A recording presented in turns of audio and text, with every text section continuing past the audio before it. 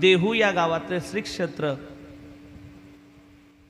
देहू या गावातले तपोनिधी महात्मा वैराग्याचे मूर्तिमंत पुतळी तुकोबारांनी गाथा निर्माण करावा. देवानं बुद्धी देवी एक एक एक एक एक एक अभंग लिहावा आणि त्या वया बनवाव्यात त्याच्या. आणि वया बनवल्यानंतर भगवान परमात्मा बुद्धी देतो आणि तुकोबा अभंग लिहितो. म्हणून अख्ख्या देहू गावात चर्चेला सुरुवात झाली. आणि अख्ख्या देहू गावात चर्चेला सुरुवात झाली. पण कितीही चांगली लोक असले, पूर्ण नगरी जरी चांगली अयोध्या रामाची होती, पण मंथरा मात्र एक वाईट होती. आणि सर्व वाईट नगरी जरी रावणाची होती, पण एक चांगला बिभीषण रामाचा होता. ऐका, त्या देहू गावामध्ये तुकोबाराय अभंग लिहितात आणि भगवान परमात्मा त्यांना बुद्धी देतात.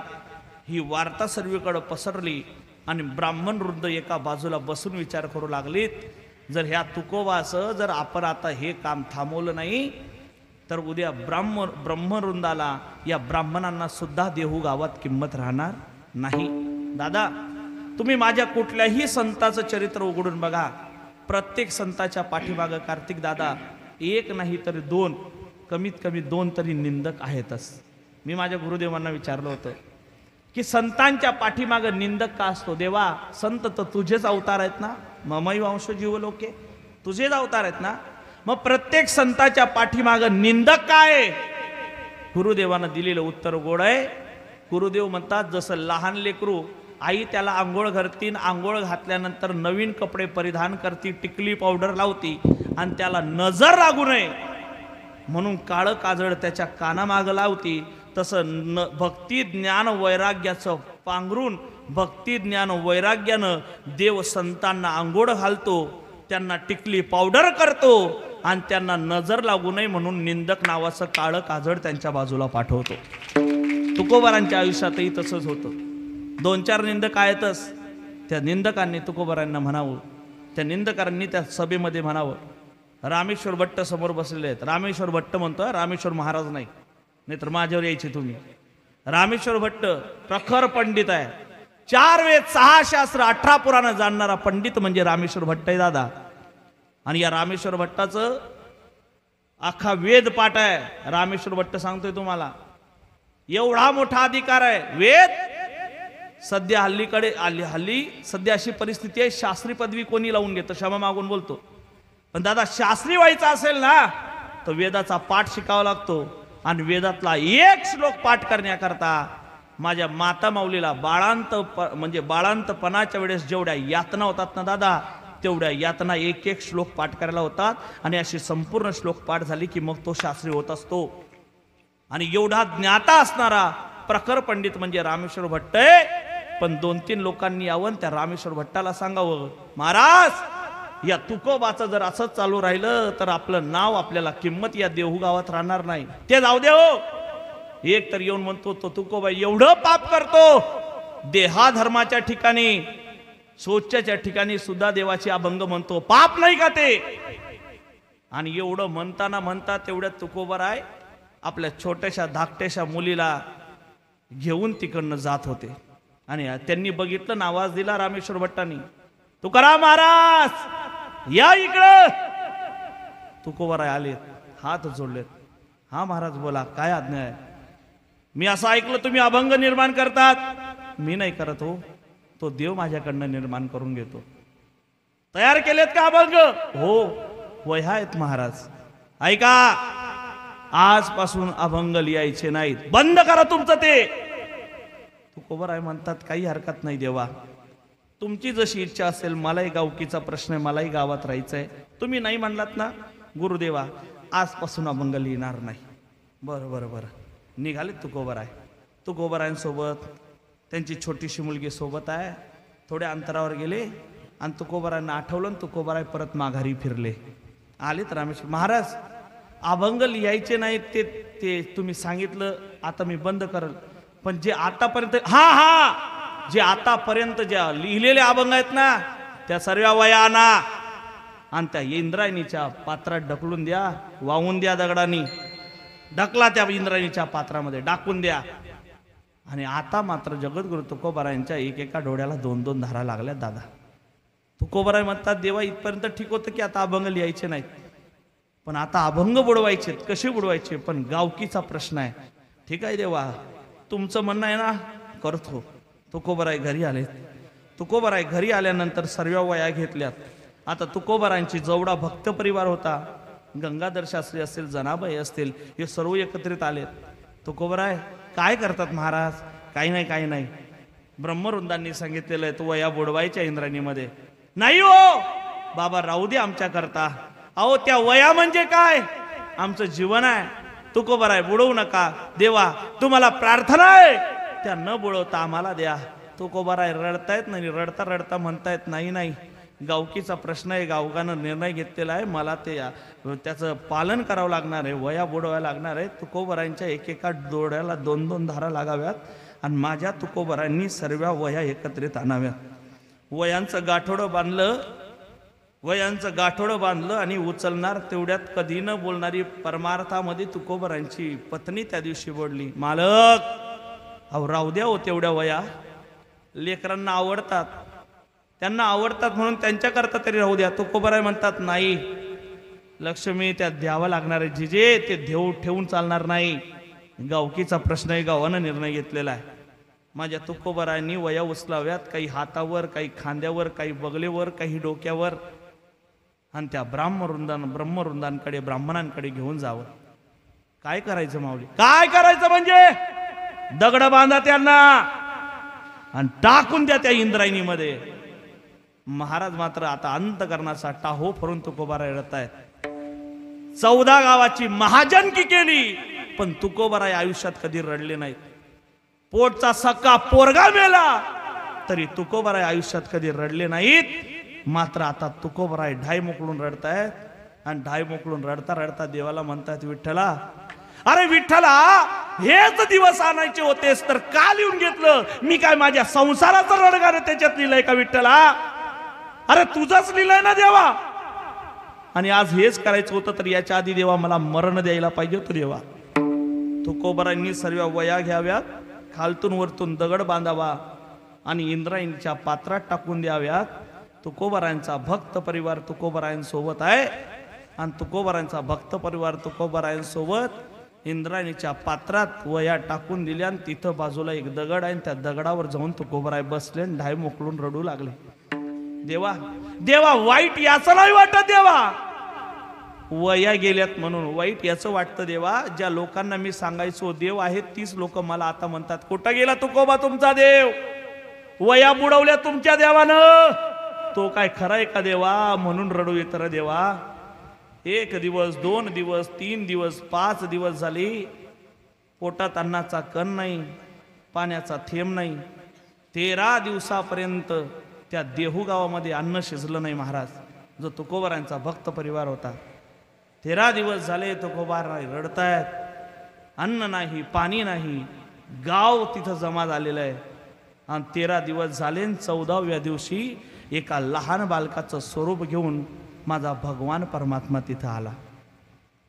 पांडुरंग बाड मूर्ती, पांडुरंग परमात्मा बाड स्वरूपामध्ये आले. गाई गोपाड सांगाती येवोनी प्रीती. तुकोबरायांसमोर बाल स्वरूपामध्ये भगवान आलेत आणि भगवंतानं तुकोबरायांचा विणा घेतला आणि तुकोबरायांच्या बाजूला जाऊन विणा वाजवू लागले. तुकोबरायानं देवाला पाहिलं आणि पहिल्या तुकोबराय म्हणतात, आलास तू? अरे देवा, तेव्हा 13 दिवस झाले, 13 दिवस, आजचा 14वा दिवस आहे देवा. अरे देवा 14 दिवस झाली देवा, तुझी वाट बघतोय देवा, तू कुठे होतास? का नाही आला देवा? लोक काय काय बोलू लागले, मला बोलतात नवल नाही देवा, तुला नावं ठेवू लागली लोक. नाही पावत देवा, मरावं असं वाटतंय पण मरू नाही शकत देवा. ते बाकी जाऊ दे, तुला यायला वेळ का झाला तेवढं सांग मला. तुला यायला वेळ का झाला? भगवान पांडुरंग परमात्म्याने हातातला विणा खाली ठेवला, हात जोडले. तुकोबराय खरं सांगू का, ज्या दिवशी तुम्ही इंद्रायणीच्या पात्रात त्या वया बुडवल्या ना तुकोबराय, त्याच दिवशी मी त्या वया घेण्याकरता इंद्रायणीच्या पात्रात गेलो आणि त्या वया घेऊन वरती येणार तोपर्यंत इंद्रायणीनं माझा हात धरला आणि इंद्रायणी म्हणू लागली, देवा अहो ही सर्वी अभंग तुकोबारायांची इंद्रायणीच्या काठावर बसून निर्माण झालेली आहेत देवा. गॅरंटी नव्हती देवा, शाश्वती नव्हती की तुकोबारायांच्या गाथा तुकोबारायांच्या वया कधी त्यांचं दर्शन आम्हाला होईल. पण आज कळालं देवा, तुकोबारायांचा गाथा आमच्याकडे येतोय. मी माझ्या जेवढ्याही बहिणी आहेत, गंगा यमुना सरस्वती गोदावरी कावेरी नर्मदा चंद्रभागा भीमा, सर्वांना बोलवलं आणि सर्वांना पानं वाढली देवा आणि सर्वांना सांगितलं, या आज तुम्हाला मी तुकोबारायांच्या ब्रह्मरसाचं सेवन देते, जेवण खाऊ घालती पोटभर. आणि देवा जेवायचा प्रसंग आला आणि तुम्ही त्या वया नेताय देवा. देव म्हणू लागले, अहो त्या तुकोबारायच्या वया आहेत, त्यांना द्याव्या लागतील. ज्ञान देवा, पण आमची एक इच्छा आहे. काय इच्छा आहे देवा? इच्छा आहे ज्या इंद्रायणीच्या काठावर बसून जगद्गुरु तुकोबारायांनी अभंग लिहिलीत ना देवा, एकदा देवा त्या गाथ्याचं पारायण आम्हाला करू द्या आणि मग मुकाट्यानं तुम्ही तेवढा गाथा न्या. देव म्हणतो, ठीक आहे, तुमची इच्छा आहे तर तुम्ही गाथ्याचं पारायण करा, पण ऐका, त्या गाथ्याच्या एकही त्या वयाच्या एकही पानाला तुमचा स्पर्श होता कामा नाही, नाहीतर माझ्या तुकोबारायच्या वह्या ओल्या होतील. तुम्ही पारायण करा. 13 दिवसापर्यंत तुमचा नौकर आणि चाकर म्हणून तुमचं पान वाचलं गेलं की मला सांगा, पान पलटवण्याचं काम जगाचा जगदीश्वर भगवान परमात्मा करतो आणि इंद्रायणी पारायण करते. अधिकार तुकोबारायांचा आहे. आणि मग तुकोबाराय म्हणतात, देवा त्याच्याकरता वेळ लागला. आणि एवढं तुकोबारायांनी ऐकलं, देवाला पाहिलं, सर्व दुःख निघून गेलं. कळो नेदी सुख दुःख आणि तहान हरपली भूक. ते तुकोबाराय म्हणतात, त्या देवाला पाहिल्यानंतर शेवटची अनुभूती, तुका मने नोव्हे पुरती, तुका मने नो पुरती, तुका मने नो पुरती, तुका मने नो पुरती, तुका मने नो पुरती, तुका मने नो पुरती, तुका मने नो पुरती.